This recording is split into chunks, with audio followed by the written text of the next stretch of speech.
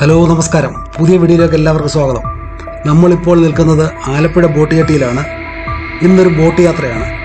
ആലപ്പുഴയിൽ നിന്ന് കോട്ടയം വരെ പാസഞ്ചർ ബോട്ടിലൊരു യാത്ര. അപ്പം ഇതിന് നമ്മൾ തിരുവനന്തപുരത്തു നിന്ന് രാവിലെ ഇവിടെ KSRTC ആലപ്പുഴ ബസ് സ്റ്റാൻഡിൽ വന്നിറങ്ങി. ബസ് സ്റ്റാൻഡിൻ്റെ തൊട്ടടുത്ത് തന്നെയാണ് ആലപ്പുഴ ബോട്ട് ജെട്ടി.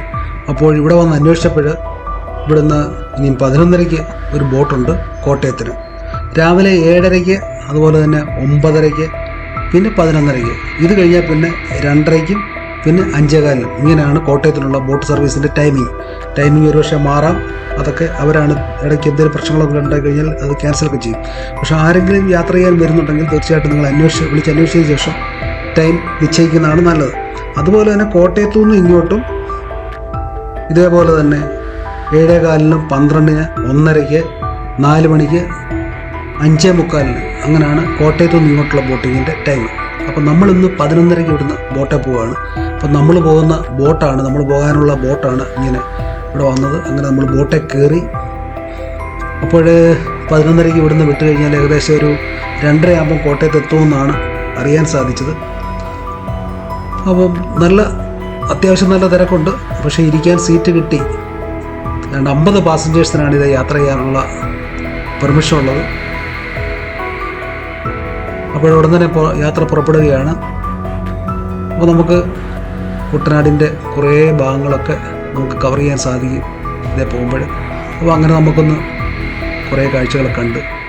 പക്ഷേ ടൂറിസ്റ്റ് ബോട്ടല്ല, പാസഞ്ചർ ബോട്ടാണ്.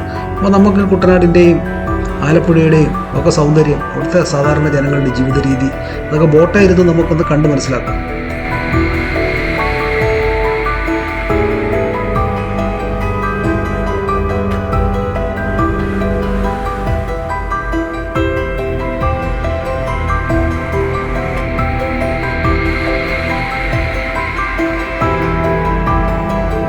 രാവിലെ തൊട്ട് വൈകുന്നേരം വരെയും ഇവിടുന്ന് ആലപ്പുഴ ബോട്ട് ജെട്ടിയിൽ നിന്ന് ബോട്ട് സർവീസുകളുണ്ട്. കുട്ടനാടിൻ്റെ പല ഭാഗങ്ങളിലോട്ട് പോകുന്ന ബോട്ട് സർവീസുണ്ട്. ഇപ്പോഴും ബോട്ടിനെ ആശ്രയിച്ച് ജീവിക്കുന്ന കുറേയേറെ ജനങ്ങൾ ഉള്ള ഒരു പ്രദേശമാണ് കുട്ടനാട്. അപ്പോൾ നമുക്ക് അവിടോട്ട് പോകാം. അവിടുത്തെ കാഴ്ചകൾ, മുൻപൊരു യാത്ര നമ്മളിവിടെ നടത്തിയിട്ടുണ്ട്. ബേക്കാറ്റൂവ് ബോട്ടിൽ ഇവിടുത്തെ പാതിരാമണൽ പ്രദേശങ്ങളൊക്കെ ഒന്ന് ചുറ്റിയടിച്ച് നമ്മൾ വന്നിരുന്നു. അതിൻ്റെ വീഡിയോ നേരത്തെ ഇട്ടതാണ്. പക്ഷേ ഇത് നമ്മൾ കുറച്ചുകൂടെ ഗ്രാമത്തിനുള്ളിലോട്ട് ഇറങ്ങിപ്പോയി അവിടുത്തെ കാഴ്ചകൾ കാണാനാണ്. അപ്പോൾ യാത്ര ഇങ്ങനെ തുടങ്ങി പതുക്കെ ഇങ്ങനെ പോവുകയാണ്. ആലപ്പുഴ പുന്നമടക്കായൽ ഒക്കെ ഇങ്ങനെ കവർ ചെയ്ത് പോവുകയാണ്. നമ്മുടെ നെഹ്റു ട്രോഫി വള്ളംകളിയൊക്കെ നടക്കുന്ന പ്രദേശങ്ങളൊക്കെയാണ്. അപ്പം അങ്ങനെ ഓരോ കാര്യങ്ങളും നമുക്ക് എടുത്തെടുത്ത് പറയാൻ നമുക്ക് അത്രയ്ക്ക് അറിവില്ല. ഇവിടുത്തുകാർക്ക് മാത്രമേ പാസഞ്ചർ ബോട്ടായതുകൊണ്ട് അവരൊന്നും എക്സ്പ്ലെയിൻ ചെയ്ത് തർക്കമൊന്നുമില്ല. സാധാരണ യാത്രാ ബോട്ട്. അപ്പോൾ അതിലെ കണ്ടക്ടറുണ്ട്. കണ്ടക്ടർ ടിക്കറ്റ് കൊടുക്കാൻ തുടങ്ങി. അവരൊക്കെയും ഇവിടുത്തെ കാഴ്ചകൾ കാണാനായിട്ട് കോഴിക്കോട്ട് നിന്ന് വന്ന 2-3 ചെറുപ്പക്കാരാണ്. ഇതിനങ്ങനെ കുറേ ടൂറിസ്റ്റുകൾ ഇതിനകത്തുണ്ട്. ഇവിടുത്തുകാരല്ലാതെ കുറേ ആൾക്കാരൊക്കെ ഉണ്ട്. ആദ്യമായിട്ട് ബോട്ട് യാത്ര ചെയ്യുന്ന കുറേ ആൾക്കാരുണ്ട്. അപ്പോൾ ഞങ്ങൾ അങ്ങോട്ടും ഇങ്ങോട്ടുമൊക്കെ പരിചയപ്പെട്ടു. ഒരുപാട് ടൂറിസ്റ്റ് ബോട്ടുകൾ തൊട്ടപ്പുറത്ത് അങ്ങോട്ടും ഇങ്ങോട്ടുമൊക്കെ യാത്ര ചെയ്യുന്നു. ചെറിയ വള്ളങ്ങളുണ്ട്, വലിയ ബോട്ടുകളുണ്ട്, ഹൗസ് ബോട്ടുകളുണ്ട്.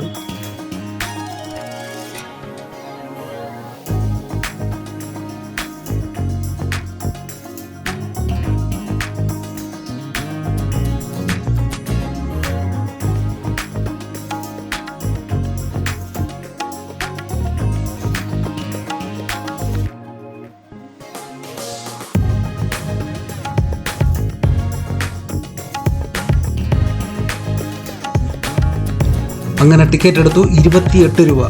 ആലപ്പുഴ നിന്ന് കോട്ടയം വരെ ഈ ബോട്ടിൽ യാത്ര ചെയ്യുന്നതിന് 28 രൂപയാണ് ടിക്കറ്റ് ഫെയർ. 28 രൂപ എന്ന് പറയുന്നത് വളരെ ചെറിയൊരു എമൗണ്ടാണ്. എന്തായാലും ആദ്യമായിട്ട് പാസഞ്ചർ ബോട്ടിൽ യാത്ര ചെയ്യുകയാണ് ഈ കുട്ടനാട്ട് പ്രദേശത്തൂടെ, അതും ആലപ്പുഴയിൽ നിന്ന് കോട്ടയത്തിന്. അപ്പോൾ നമ്മളിന്ന് തിരുവനന്തപുരത്തു നിന്ന് ആലപ്പുഴ വന്നു. ആലപ്പുഴയിൽ നിന്ന് ബോട്ടേ കയറി നമ്മൾ കോട്ടയത്ത് ചെല്ലുന്നു. കോട്ടയത്തു നിന്ന് നമ്മൾ KSRTC ബസ്സിൽ വീണ്ടും തിരുവനന്തപുരത്തിന് പോകുന്നു. അങ്ങനെയുള്ളൊരു യാത്രയാണ് പ്ലാൻ ചെയ്തത്. അപ്പോൾ നമ്മൾ കോട്ടയത്തിലോട്ട് ഇങ്ങനെ പോവുകയാണ്.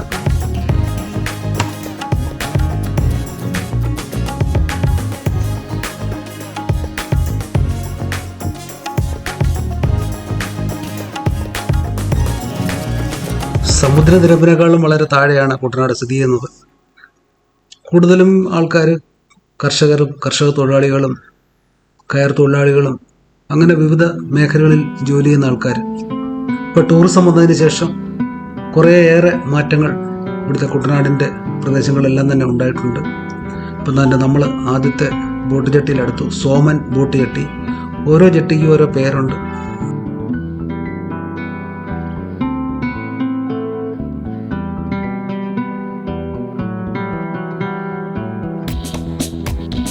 കുട്ടനാട് പണ്ട് ഒരു കാട്ടുവനമായിരുന്നെന്ന് വിശ്വസിക്കപ്പെടുന്ന ജനങ്ങൾ ഇവിടെ ഉണ്ടായിരുന്നു.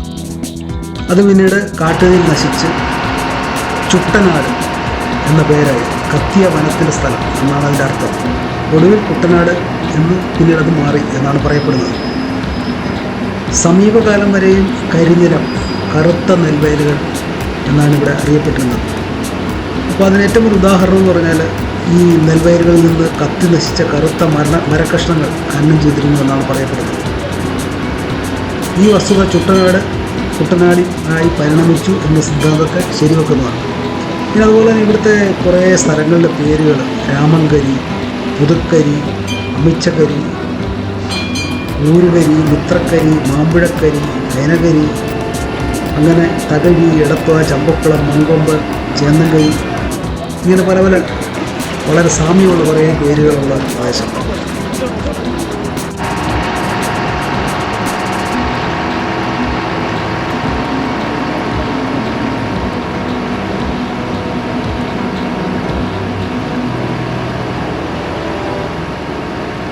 സഹ്യപർവ്വതത്തിൽ ഉത്ഭവിക്കുന്ന പ്രധാനപ്പെട്ട 4 നദികൾ ഈ കുട്ടനാട്ടിൽ വന്ന് വേമ്പനാട്ടുകാർ ചേരുന്നുണ്ട്. അതൊക്കെ പ്രധാനപ്പെട്ട നദി പുണ്യനദിയെ പമ്പ, മീനച്ചിലാറ്, അച്ചൻകോവിലാറ്, മണിമല, ഇതൊക്കെയും ഈ വേമ്പനാട്ട് കായലിൽ ഈ കുട്ടനാട്ടിൽ വന്ന് ചേരുന്നു.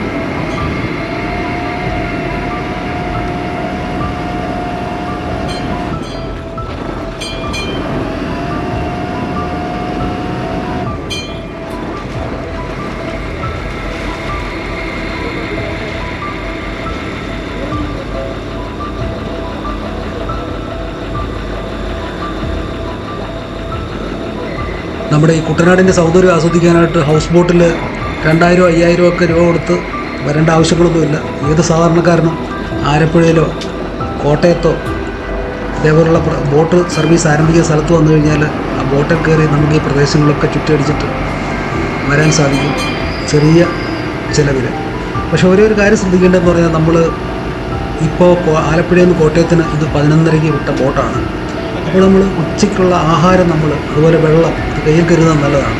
ബോട്ടുകാരോട് ചോദിച്ചപ്പോൾ അവർ പറഞ്ഞത് ഉച്ചയ്ക്ക് എങ്ങും നിർത്തില്ല, പക്ഷെങ്കിൽ വേണമെങ്കിൽ ഫുഡ് വേണമെങ്കിൽ അവർ വരുത്തി തരാം, ഫോൺ വിളിച്ച് പറഞ്ഞാൽ കൊണ്ടുതരുന്ന ഹോട്ടലുകാരുണ്ട് എന്ന് പറഞ്ഞു. അപ്പോൾ ഏതെങ്കിലും ബോട്ട് ചട്ടി ചെല്ലുമ്പോൾ ആ ഫുഡ് പാഴ്സലായിട്ട് അവിടെ കൊണ്ടുതരും.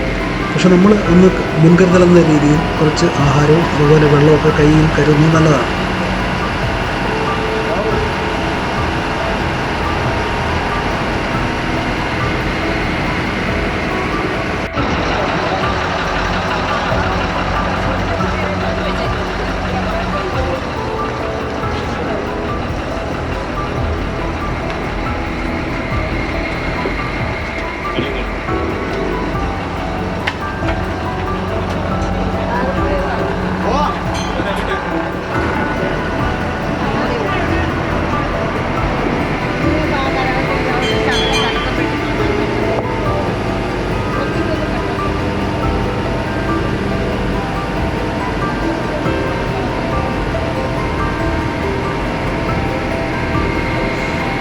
കുട്ടനാട് 3 ജില്ലകളിലായിട്ടാണ് വ്യാപിച്ച് കിടക്കുന്നത്. ആലപ്പുഴ, അതുപോലെ തന്നെ കോട്ടയത്തിൻ്റെ കുറേ പ്രദേശങ്ങൾ, പിന്നീട് പത്തനംതിട്ടയുടെ കുറച്ച് പ്രദേശങ്ങൾ. അതുപോലെ കുട്ടനാട്ടിൻ്റെ ഏറ്റവും വലിയ പ്രത്യേകത എന്ന് പറഞ്ഞാൽ ഒരുപാട് ജലോത്സവങ്ങൾ നടക്കുന്ന സ്ഥലം.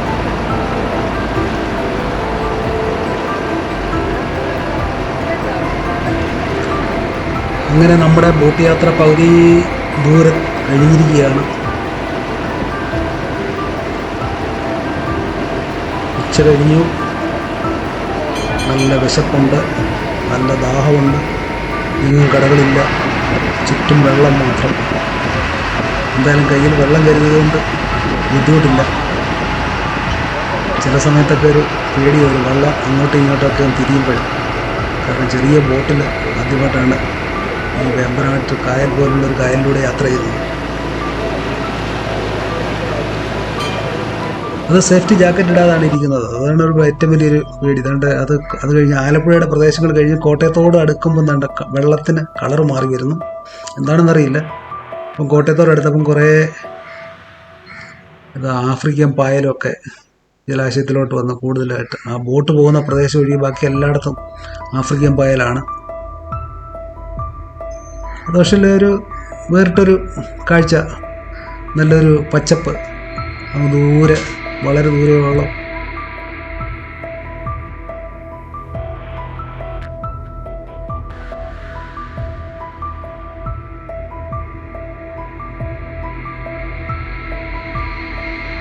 ഇനി നമുക്ക് ബോട്ടിൻ്റെ ഡ്രൈവറെയൊക്കെ ഒന്ന് കാണാം. ചെറുപ്പക്കാരനാണ്. അപ്പോൾ കോട്ടയം എടുക്കാറായി. ഏതാണ്ട് ഒരു 15 മിനിറ്റ് കൂടെ പോയി കഴിഞ്ഞാൽ കോട്ടയമാകും എന്നാണ് അറിഞ്ഞത്. കോടിമത അവിടെ നമുക്ക് MC റോഡിലോട്ട് കയറാൻ പറ്റും. അവിടുന്ന് കോട്ടയത്തോട്ട് ചങ്ങനാശ്ശേരിക്കും ബസ് കിട്ടും. അപ്പോൾ ഇവിടെ കുറേ പാലങ്ങൾ, ഇവിടെ കനാലിൻ്റെ 2 സൈഡിലും ആൾത്താമസമുള്ളതാണ്. അപ്പോൾ അവർക്ക് അക്കരെ ഇക്കരെ പോകാനായിട്ട് താൽക്കാലിക പാലങ്ങളുണ്ട്. ഈ പാലങ്ങൾ പൊക്കാൻ സാധിക്കുന്നതാണ് കയറിൽ. അതിനെല്ലാം ഓപ്പറേറ്റർമാരുണ്ട്. അപ്പോൾ നമ്മൾ ശ്രദ്ധിച്ചു കഴിഞ്ഞാൽ കാണാൻ പറ്റും, ബോട്ട് വരുന്ന സമയം അനുസരിച്ച് അതിൻ്റെ ആ പാലം ഇങ്ങനെ മുകളിലോട്ട് ഉയരുന്നതാണ്. ഇതായിപ്പം തന്നെ ഒരു പാലം ഉയർത്തിക്കൊണ്ടിരിക്കുകയാണ്. അതാ ഉയർന്നു. അതിനി ബോട്ട് പോയി കഴിയുമ്പോൾ അത് താക്കും.